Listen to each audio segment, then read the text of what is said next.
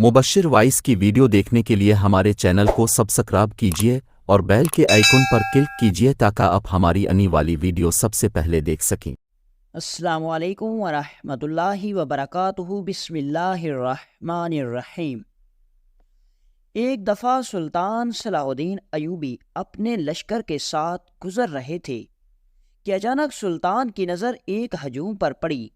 मालूम करने पर पता चला कि जिस जगह हजूम है वहाँ एक औरत को संसार किया जा रहा है।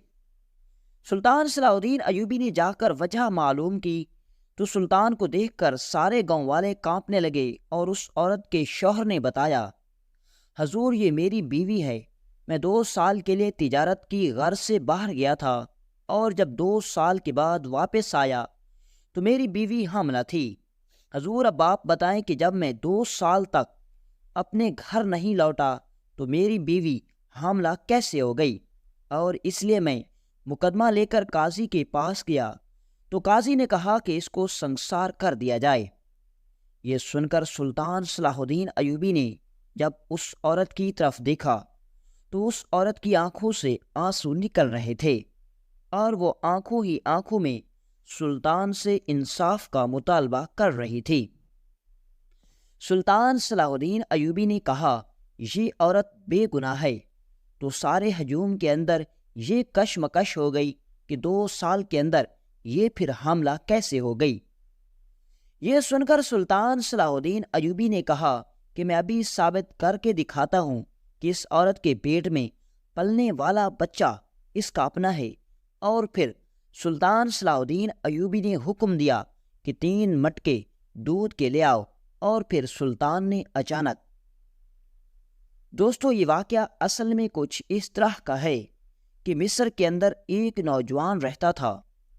उसको बचपन ही से तिजारत का शौक था, लेकिन उसका बाप उससे कहता कि बेटा जब तुम जवान हो जाओगे तो तुम्हारे सर पर जिम्मेदारी आ जाएगी, तो उस वक्त तुम इन सारे मामलात को छोड़ो और अपनी पढ़ाई पर तवज्जो दो। अभी सिर्फ तुम्हारी पढ़ाई का वक्त है, तुम मदारस में अच्छी तालीम हासिल करो। वो नौजवान भी बहुत समझदार था और अपने बाप के हुक्म पर मिस्र के अंदर कहरा शहर के अंदर एक मदरसा था और उस मदरसे के अंदर वो नौजवान तालीम हासिल करता रहा। उस नौजवान का नाम मुहीर था और अरबी ज़बान में महीर का लफ्ज़ी मानी दिलायर यानी कि बहादुर बंदा है।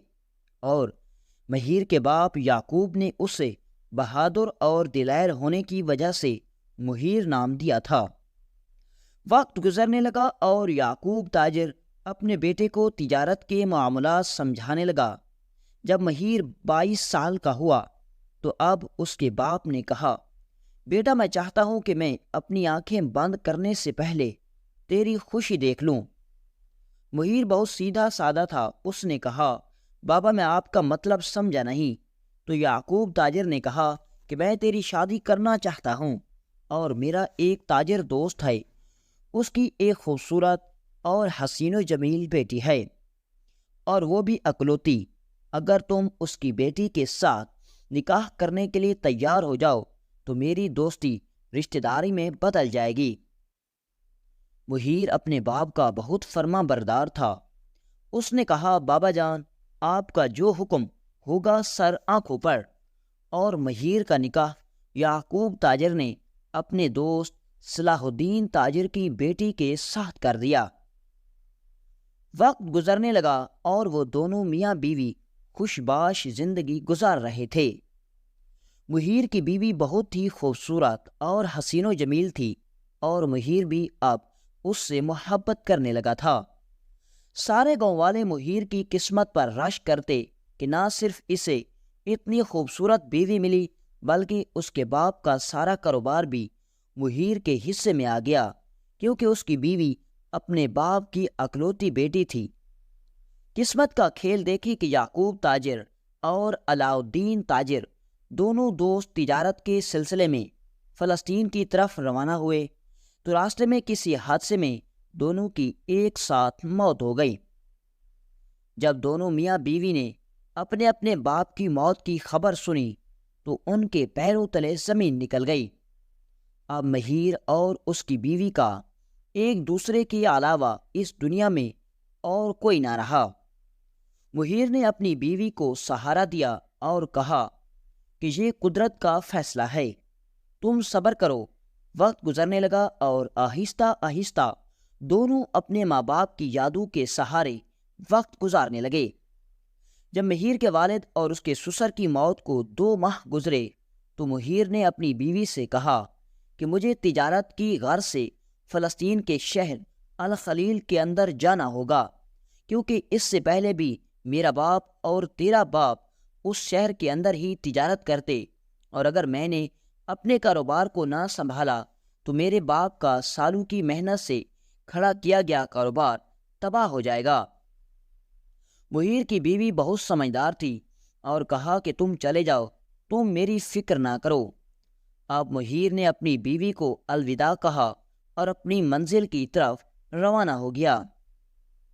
اسی دوران ایک قافلہ الخلیل شہر کی طرف روانہ ہو رہا تھا تو مہیر تاجر بھی اس قافلے کے ساتھ چلا گیا۔ جب قافلہ الخلیل شہر کے اندر پہنچا تو جن تاجروں کے پاس سامان تھا انہوں نے وہاں جا کر بیچا، اور پھر مصر کے اندر فروخت ہونے والا سامان فلسطین کے شہر الخلیل کے اندر خریدا، اور چند دنوں کے بعد اسی قافلے نے اپنے واپسی کا سفر شروع کر دیا۔ اب مہیر بھی اپنے قافلے کے ساتھ واپس آ رہا تھا تو اسے اپنے باپ کی ایک وصیت یاد آ گئی۔ اس نے یاد کیا کہ مرتے وقت میری شادی کے چند ماہ پہلے میرے باپ نے مجھے کہا تھا کہ بیٹا، اگر مجھ پر موت آ جائے تو الخلیل شہر کے اندر ایک تاجر رہتا ہے، اس تاجر نے میرے 50,000 سونے کے سکے ادا کرنے ہیں، اس تاجر کا نام الغیور ہے، اور تم نے اس کو تلاش کر کے میری امانت اس سے واپس لینی ہے۔ جب یہ بات مہیر کو یاد آئی تو وہ اسی وقت واپس پلٹ گیا اور قافلے کے لوگوں کو کہا کہ تم چلے جاؤ، میں اپنا ایک اہم کام کر کے آ جاؤں گا۔ سارے قافلے والے اس سے کہتے رہے کہ تم ابھی ہمارے ساتھ چلو، جب اگلی بار کبھی قافلہ آئے گا تو تم آ کر اپنا وہ خاص کام کر لینا۔ لیکن مہیر جانتا تھا کہ میرے باپ کی محنت کے کمائے گئے سکے ہیں، اور اگر میں اس کو تلاش نہ کر سکا تو کہیں وہ ساری دولت لے کر غائب نہ ہو جائے یا مجھے آنے میں دیر نہ ہو جائے۔ مہیر نے اس قافلے والوں کو خیر بات کہا اور واپس آ گیا۔ اب مہیر جب قافلے کے بغیر دوبارہ بازار کے اندر پہنچا تو نہ ہی اس کی بازار کے اندر کوئی پہچان تھی، کیونکہ وہ نیا نیا آیا تھا، اور نہ ہی اس کے پاس رہنے کے لیے جگہ تھی۔ لہٰذا وہ ایک سرائے میں جا کر آرام کرنے لگا۔ اتنے میں وہ آرام کر رہا تھا تو 2 مسافر آپس میں باتیں کرتے ہوئے انہوں نے الغیور تاجر کا نام لیا۔ تو وہ آدھی نیند میں تھا تو اس نے یہ نام سن لیا تو وہ اسی وقت اٹھ بیٹھا، لیکن جب وہ نیند سے بیدار ہوا تو وہ دونوں مسافر وہاں سے جا چکے تھے۔ اب وہ اٹھا اور ان 2 مسافروں کے بارے میں بازار کے لوگوں سے پوچھنے لگا، لیکن کسی نے اس کو اس بارے میں نہیں بتایا۔ مہیر یہ بات سمجھ چکا تھا کہ اگر میں نے ان 2 مسافروں کو تلاش کر لیا تو وہ مجھے الغیور تاجر کا پتہ ضرور بتا سکتے ہیں۔ اب مہیر دونوں مسافروں کو تلاش کرتے کرتے شہر کے باہر نکل گیا تو اس نے دیکھا کہ ایک کنویں کے اوپر 2 نوجوان بیٹھے پانی پی رہے ہیں۔ ان کی پیٹھ مہیر کی طرف تھی۔ مہیر نے سوچا کہ جا کر ان 2 نوجوانوں سے پوچھتا ہوں، ہو سکتا ہے انہوں نے ان دونوں مسافروں کو یہاں سے جاتے ہوئے دیکھا ہو۔ وہ جب ان کے قریب گیا تو ان کی آواز سن کر مہیر کو پتہ چل گیا کہ یہ تو دونوں وہی مسافر ہیں۔ مہیر نے ان کو کہا کہ میں مصر کے اندر سے آیا ہوں، اور میرا باپ یعقوب تاجر تجارت کے سلسلے میں اکثر اوقات یہاں آتا رہتا تھا، اور میرے باپ کا قرض الغیور تاجر کے پاس ہے اور میں نے وہ واپس لینا ہے، اور تم سرائے کے اندر اس تاجر کا نام لے رہے تھے، کیا تم اس کو جانتے ہو؟ تو انہوں نے کہا، جی ہاں حضور، ہم جانتے ہیں، ہم تمہیں اس کے پاس لے کر جا سکتے ہیں۔ مہیر نہیں جانتا تھا کہ وہ دونوں نوجوان بہت بڑے ٹھگ ہیں۔ ان 2 ٹھگوں نے مہیر تاجر کو اپنے ساتھ لیا اور جنگل کے راستے کی طرف نکل پڑے۔ مہیر پوچھنے لگا کہ تم مجھے کہاں لے کر جا رہے ہو؟ الغیور تاجر کا گھر کہاں ہے؟ وہ کہاں رہتا ہے؟ تو ان دونوں ٹھگوں نے کہا کہ اگر تم نے اپنے باپ کا قرض واپس لینا ہے تو چپ چاپ ہمارے ساتھ چلو۔ اب مہیر تاجر کے پاس اور کوئی چارہ نہیں تھا، لہٰذا وہ ان دونوں کے ساتھ گھوڑے پر چلتا رہا۔ چلتے چلتے جنگل کے درمیان والا راستہ ختم ہوا تو سامنے ایک پرانا سا قلعہ نظر آیا۔ وہ بڑا حیران ہوا کہ یہ سارا علاقہ سنسان ہے اور ایک خستہ حال سنسان قلعہ ہے، یہاں وہ کیوں رہے گا؟ اس کے دل کی دھڑکن تیز ہو رہی تھی، اور جب وہ دونوں اس قلعے کے قریب پہنچے تو ان دونوں نے کہا کہ ہم الغیور نامی تاجر کو جانتے تک نہیں، لیکن ہمیں یہ پتا تھا کہ تم اس کی تلاش میں ہو، اور ہمیں یہ بھی علم تھا کہ اگر ہم نے اس کے بارے میں ذکر کیا تو تم پوچھنے کی غرض سے ہمارے پیچھے ضرور آؤ گے، اور اسی وجہ سے ہم نے تمہیں اپنے جال میں پھنسا لیا۔ اب تم یہاں سے زندہ واپس نہیں جا سکتے، تمہارے پاس صرف یہی ایک راستہ باقی ہے کہ تم ہمارے ساتھ قلعے چلو، وہاں باقی لوگوں کی طرح تم بھی ہمارے ساتھ مل کر کام کرو گے، اور اس کے بدلے میں صرف تمہیں 2 وقت کی روٹی ملے گی، اور تم نے اپنی زندگی اس خستہ حال قلعے میں گزارو گے۔ اس قلعے کے اندر جو ایک بار قدم رکھ لیتا ہے، باقی دنیا اس کے لیے ختم ہو جاتی ہے۔ یہ سن کر وہ بڑا حیران و پریشان ہوا اور کہنے لگا کہ میری ایک نوجوان بیوی جو کہ اکیلی ہے، مجھ پر رحم کرو، مجھے واپس جانے دو۔ لیکن اب وہ دوسری طرح پھنس چکا تھا، اور وہ دونوں نوجوان اس کو سنسان قلعہ میں لے گئے۔ جب وہ اندر پہنچا تو اس نے دیکھا کہ سینکڑوں کی تعداد کے اندر غریب مزدور، جن کو وہ نوجوان بے وقوف بنا کر وہاں لائے تھے، بہت بھاری بھاری کام کر رہے تھے، اور ان کے آدمی کام نہ کرنے والے قیدیوں کو پر تشدد کر رہے تھے۔ جب اس نے یہ سارا منظر دیکھا تو اس نے کہا کہ اگر اپنی جان بچانی ہے تو ان کی بات کو ماننا ہوگا۔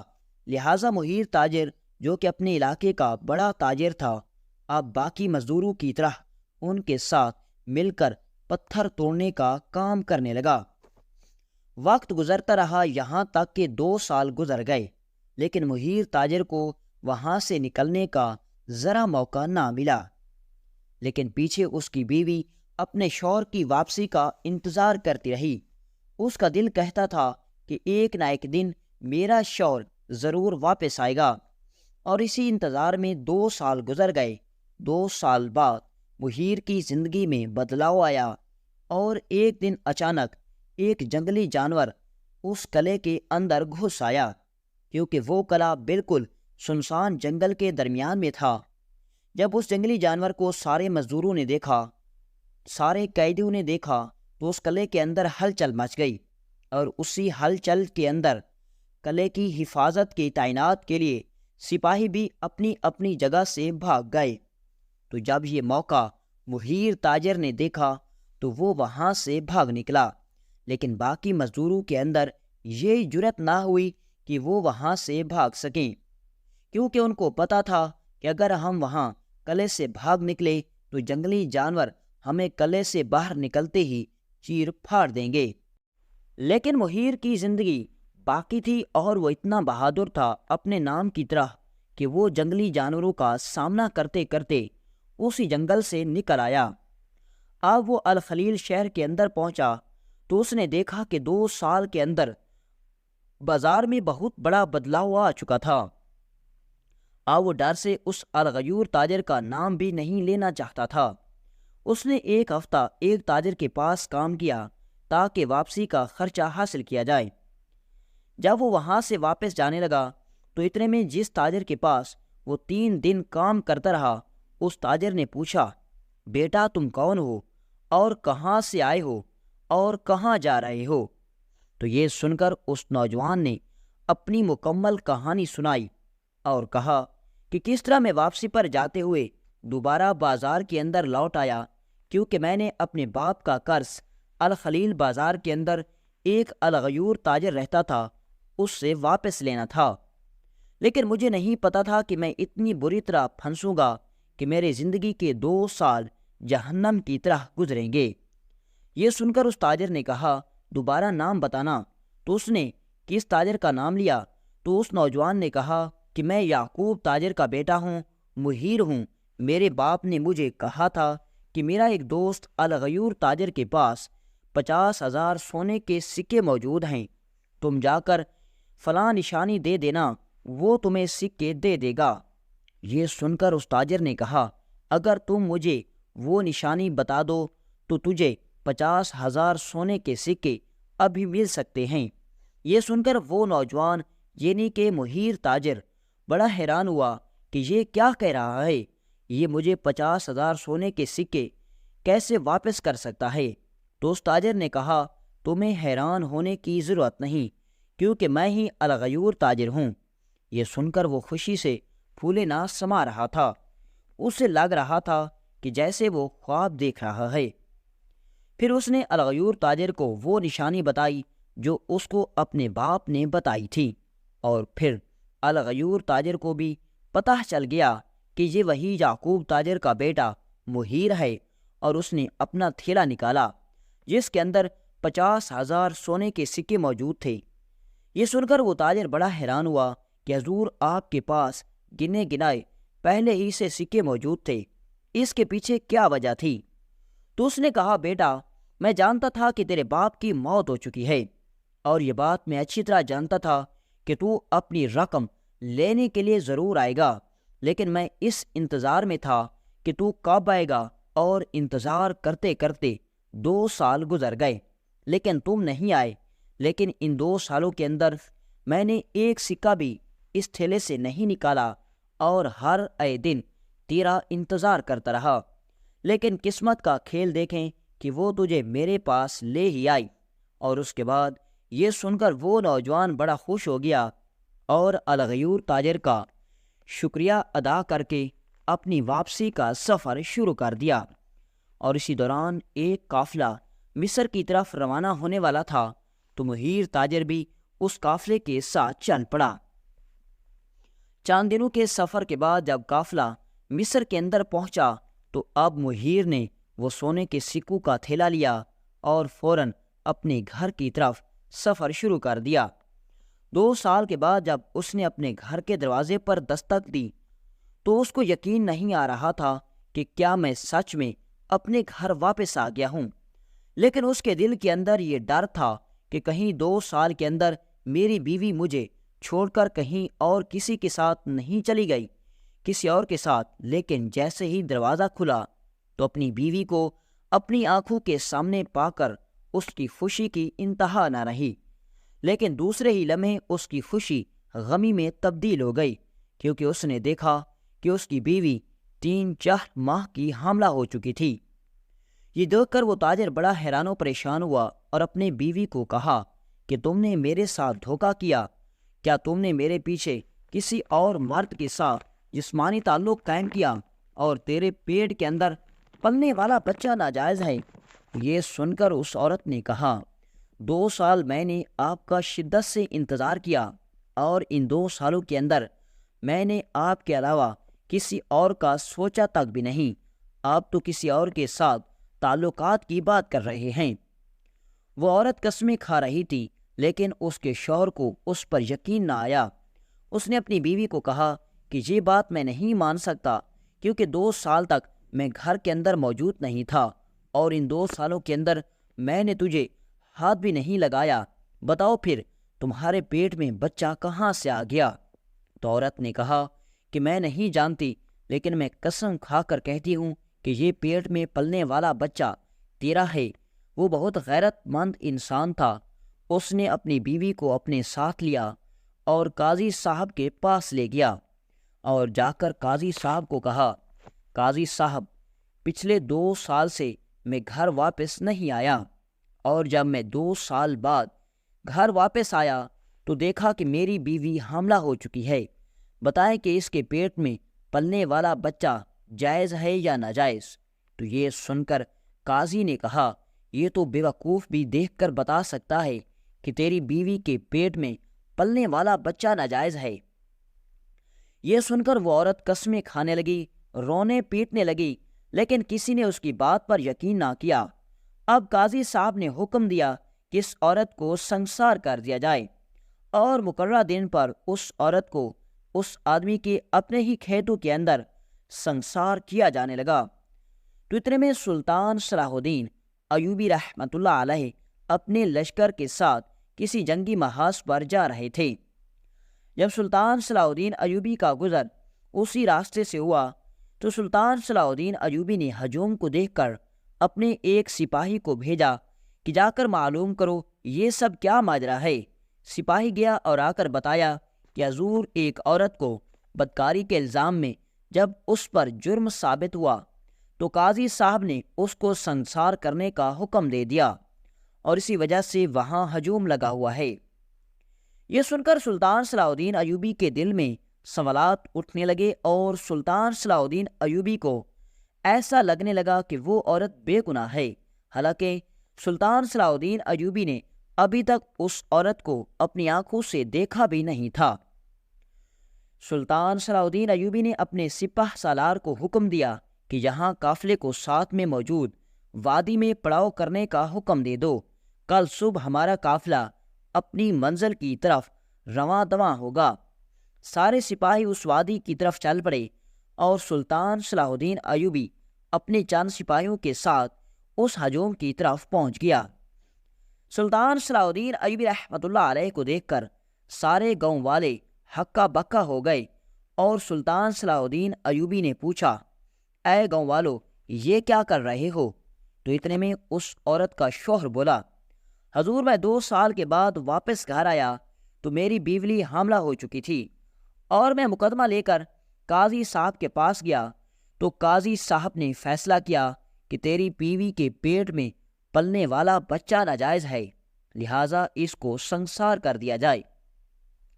یہ سن کر سلطان صلاح الدین ایوبی نے کہا کہ قاضی کو ابھی اور اسی وقت بلا کر لایا جائے۔ یہ سن کر سارے گاؤں والے حیران ہو گئے کیونکہ اس عورت پر گناہ ثابت ہو چکا تھا، لیکن پھر بھی سلطان صلاح الدین ایوبی نے عورت کو سنسار کرنے سے منع کر دیا۔ اب سلطان صلاح الدین ایوبی اپنے خیمے میں آرام فرما رہے تھے کہ گاؤں کے لوگ قاضی صاحب کو، اس عورت کو اور اس کے شوہر کو لے کر سلطان کی خدمت میں حاضر ہوئے۔ سلطان صلاح الدین ایوبی نے قاضی صاحب سے سوال کیا، قاضی صاحب بتائیے کیا اگر 2 سال تک ایک مرد نے اپنی بیوی کو نہیں چھوا تو کیا وہ حاملہ نہیں ہو سکتی؟ یہ سن کر قاضی نے کہا، حضور اگر کسی بے وقوف آدمی کے سامنے یہ بات کرو تو وہ بھی کہہ دے گا کہ یہ سب ناممکن ہے، اس لیے اس کے پیٹ میں پلنے والا بچہ ناجائز ہے۔ تو یہ سن کر سلطان صلاح الدین ایوبی رحمۃ اللہ علیہ نے قاضی صاحب کو حضرت عمر فاروق رضی اللہ تعالی عنہ کے دور سلطنت کا واقعہ بیان کیا اور سلطان صلاح الدین ایوبی رحمۃ اللہ علیہ نے بتایا کہ حضرت عمر فاروق رضی اللہ تعالی عنہ کے دور سلطنت کے دوران ایک آدمی حضرت عمر فاروق رضی اللہ تعالی عنہ کے پاس آیا اور کہا، حضور میں 2 سال تک اپنے گھر واپس نہیں آیا اور جب میں اپنے گھر واپس آیا تو میری بیوی حاملہ ہو چکی تھی۔ حضرت عمر فاروق رضی اللہ تعالی عنہ نے اس آدمی کی مکمل بات سنی اور سننے کے بعد حکم دے دیا کہ اس عورت کا رجم کر دیا جائے۔ جب یہ بات حضرت عمر فاروق رضی اللہ تعالی عنہ نے کی تو اس وقت ایک صحابی حضرت معاذ بن جبل رضی اللہ تعالی عنہ وہاں عدالت میں موجود تھے۔ یہ سارا منظر دیکھ کر صحابی رسول سے خاموشی اختیار نہ کی گئی اور وہ بے ساختہ بول پڑے، اے عمر تم اپنی اصلاح کرو۔ یہ سن کر سارے لوگ حیران ہو گئے تو جب حضرت عمر فاروق اس صحابی کی طرف متوجہ ہوئے تو وہ فرمانے لگے کہ آپ بے شک اس عورت کو سنسار کرنے کا حکم دے دیں کہ اس نے گناہ کیا، لیکن اس کے پیٹ میں پلنے والے بچے نے کیا گناہ کیا؟ حضرت محمد صلی اللہ علیہ وآلہ وسلم کے دور میں بھی اسی طرح کے واقعات ہوئے تو آپ صلی اللہ علیہ وسلم نے ہمیشہ حکم دیا کہ اس بچے کی پیدائش ہونے تک انتظار کیا جائے۔ لہٰذا میری رائے یہی ہے کہ اس بچے کے، اس آدمی کی بیوی کے پیدائش تک ہونے تک انتظار کیا جائے۔ یہ سن کر حضرت عمر فاروق رضی اللہ تعالی عنہ نے حکم دیا کہ جب تک اس کی بیوی کے بچے کی پیدائش نہیں ہوگی کوئی بھی اس کو سزا نہیں دی جائے گی۔ وقت گزرتا رہا اور جب اس آدمی کے گھر کے اندر بچہ پیدا ہوا تو جب اس نے اپنے بچے کو اپنی ہی آنکھوں سے دیکھا تو وہ بڑا حیران ہو گیا، اور وہ سیدھا حضرت عمر فاروق کے پاس آیا اور فرمانے لگا، اے عمر فاروق، وہ بچہ تو بالکل شکل سے میرا لگ رہا ہے اور وہ میرا اپنا ہی بچہ ہے۔ یہ سن کر حضرت عمر فاروق بے ساختہ بول پڑے کہ اے میرے مالک، تو نے مجھے اتنا بڑا گناہ کرنے سے بچا لیا۔ اور اس کے بعد وہ نوجوان وہاں سے چلا گیا۔ لہٰذا اس میں کوئی شک نہیں کہ اگر تم نے اپنی بیوی کو 2 سال تک ہاتھ نہیں لگایا تو اس کے پیٹ میں پلنے والا بچہ تمہارا نہیں ہے۔ اصل میں یہ معاملہ اس طرح کا ہوتا ہے کہ بے شک تم نے اپنی بیوی کے ساتھ 2 سال تک کوئی جسمانی تعلق قائم نہیں کیا، لیکن 2 سال پہلے تمہارا جراثیم تیری بیوی کے جسم کے اندر موجود رہا، لیکن جب قدرت کا حکم ہوا تو اس نے آپس میں ملاپ کیا اور بچے نے جنم لینا شروع کر دیا، اور وہ بچہ تمہارا ہوگا۔ یہ سن کر اس نوجوان نے کہا، حضور آپ بالکل درست فرما رہے ہیں، اب میں اپنے بچے کی پیدائش کا انتظار کروں گا، اور نہ کہ پیدائش کے وقت پتہ چلے کہ وہ میرا ہے یا نہیں۔ میں آج اور اسی وقت آپ سے وعدہ کرتا ہوں کہ میں اپنی بیوی کے پیٹ میں پلنے والے بچے کو اپنا سمجھ کر اپنی بیوی کی خدمت کروں گا۔ اور اسی طرح سلطان صلاح الدین ایوبی رحمۃ اللہ علیہ نے بڑی ہی عقل مندی کے ساتھ مہیر تاجر کی بیوی کو سنسار ہونے سے بچا لیا۔